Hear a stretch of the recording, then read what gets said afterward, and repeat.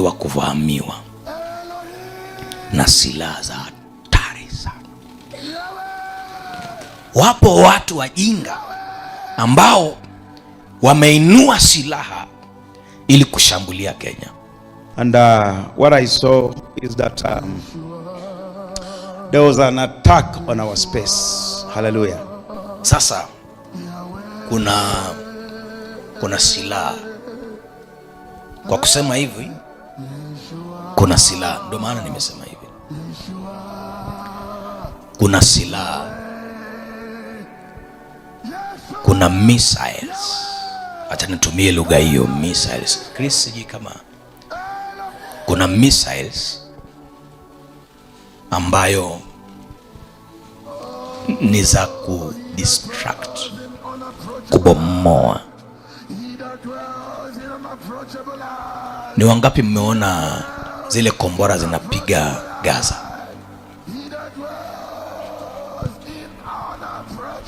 Zile missiles,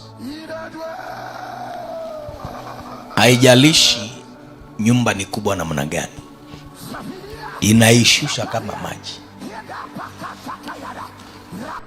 This is something that has never happened. I know many of us have never heard of this, but I saw a vision. It was very clear, and they were showing me those sides of Upper Hill coming to the side of State House. That is where we had things that appeared like fireworks, but na nikawa najaribu kufikiria, nauliza Mungu, hii bomu ikilipuka, watoto wetu watakuwa mashuleni, vile purukushani inatokeaga.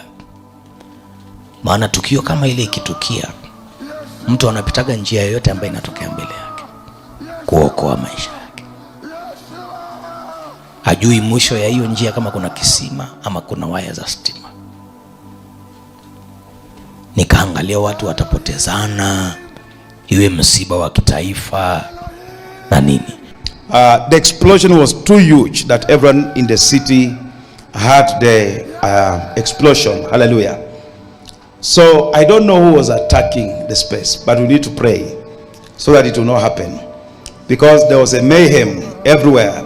It was chaos. People were running up and down. It was in the dark and people could not see where they are going, but fireworks were dropping, things were happening, and it was just chaos everywhere. Lakini nisikize vizuri. Number one, ni kwa sababu Kenya imekataa kabisa kujitenga na Israeli. Reason number one is that Kenya imekataa kabisa kujitenga na Israeli. Lakini mimi nasema kwamba wakija kuchunguza vizuri, kwa nini hatujitengi na wao?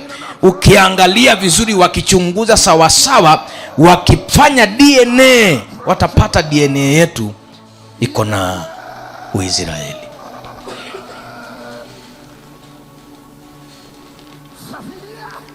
Tatizo ni kwamba hawashughuliki kuchunguza kwa nini hatujitengi na Israeli. Na usifikiri kwamba ni Kenya tu, lakini hata Wakenya nao kuna watu kabisa wajinga tu, wamekula maharage yao wakashiba, wakaona wanaweza kukukarabati.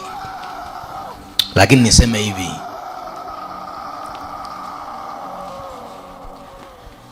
kuna silaha, nataka unisikize vizuri, because I don't want to sound like a messenger of bad news, but I'm trying to do something.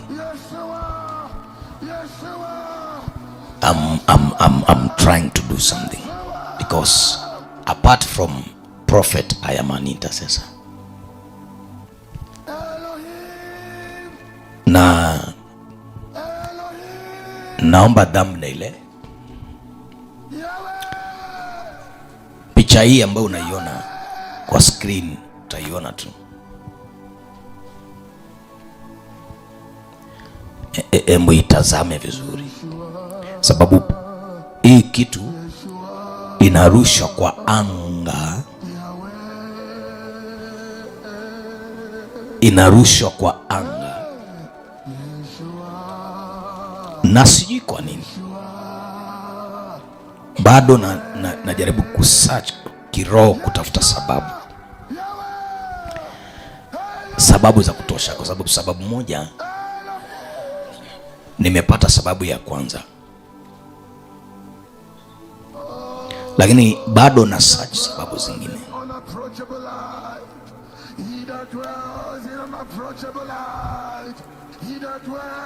Number one, nataka ujue hii issue ya manyumba kujengwa Kenya.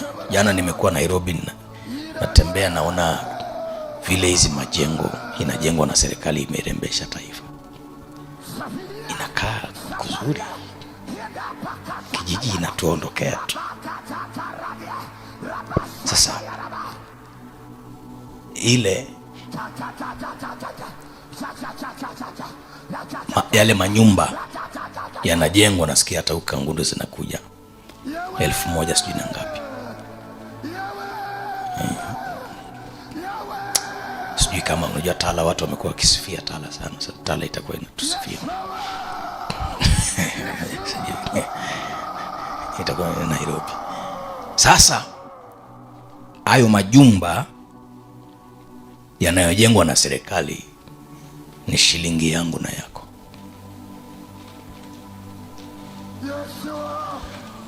Na hatujengi mtu atoke tu kule ameshiba maharage yake atupe missiles aje abomoe. Hatujengi ili ibomolewe. Tunajenga waishi watoto wetu, Mungu atukuzwe. Hatutajenga ili adui aone sasa ngoja nibomoe. Kwanza ubomozi unafanywa na adui. Shetani huja ili abomoe, aharibu na achinje na aue. Kwa hiyo sasa nisikize, maana hii ni kwa Wakenya na Kenya, lakini katikati ya maswali Mungu akanipatia neno katika kitabu cha Isaya 54:17. Isaiah chapter number 54 verse number 17. Mungu akaniambia, fungeni kila silaha, maana mna uwezo ya kuzifunga. Fungeni kila silaha, maana mnayo uwezo wa kuzifunga. Let us pray that God will come through, that whatever the enemy is planning against this country shall be aborted in the name of Jesus. Muna uwezo pia ya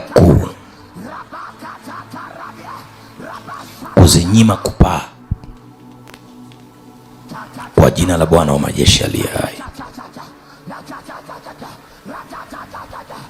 Ndiyo,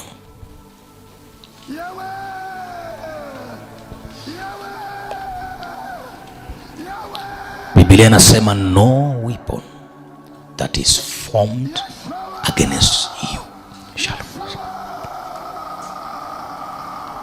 Kila silaha itakayofanyika juu yako haitafanyikiwa, na kila ulimi utakayoinuka juu yako katika hukumu hautakuhukumu kuwa mkosa. Sasa nisikize, kuna silaha mbili, silaha ya vita na ya ulimi, imetajwa hapo, na Mungu anasema zote haitafanikiwa. Ndio maana nimesema ujumbe huu ni kwa Kenya kama taifa na kwa Wakenya, sio tu wa Kenya, mtu yoyote anayenisikiza sasa hivi. Mungu akanipa hii wakati nilikuwa na mawazo, nikasema sasa itokee kama ya Garissa University, itokee kama ya bomb blast, itokee kama nini tena jamani. Akaniambia fungeni kila silaha, maana mnaweza kufunga. Hata kama silaha inakontroliwa na remote, inaweza ikatii maombi yako. Just open your mouth and tell God, we avert every plan of the devil against our space. Be averted in the name of Jesus Christ. Be averted, be averted, be averted. Be averted in the name of Jesus.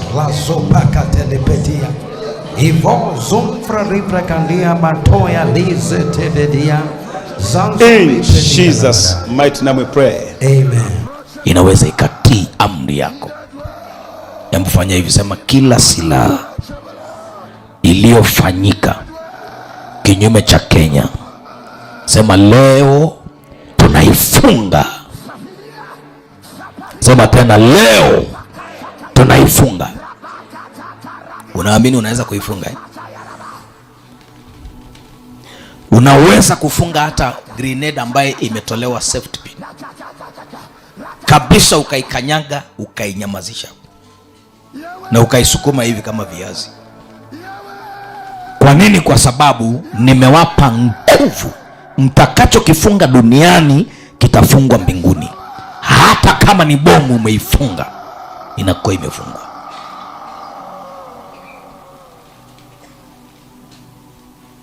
Hatujajenga, hatujaishi ili tupigwe marisasi. Hamna.